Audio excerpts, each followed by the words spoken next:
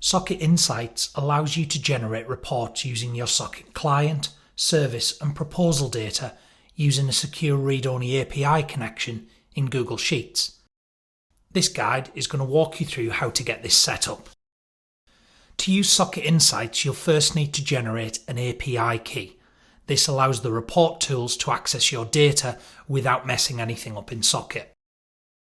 To do this, select the circle in the top right showing your initials. Choose Account Settings and scroll down till you find the API Keys section.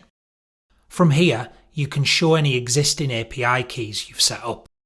To set up a new one for Socket Insights, choose New API Key. First, give it a name. Next, toggle the permissions. For this API key, you'll need to choose the read permissions. Choose Save. Now this will show you your API key. Copy this and save this somewhere in a secure location, as it will only be shown once. By choosing Copy, this copies it to your clipboard, ready to paste into Google Sheets. Now you can see the API key shown on your current Socket API keys. Next, we need to install the Google Sheets add-on. To do this, open a Google Sheets window, choose Extensions, and Add-ons, and Get Add-ons. In the search bar, search for Socket Insights, and choose Install.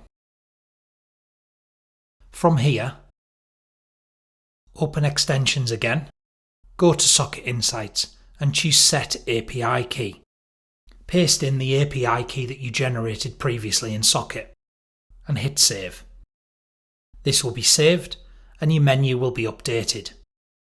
This will allow you to open a sidebar accessing the different reports. This can also be done from the Socket Insights menu under Reports and choose which report you want to generate. Please see our available Reports help guide for more information about what each report contains.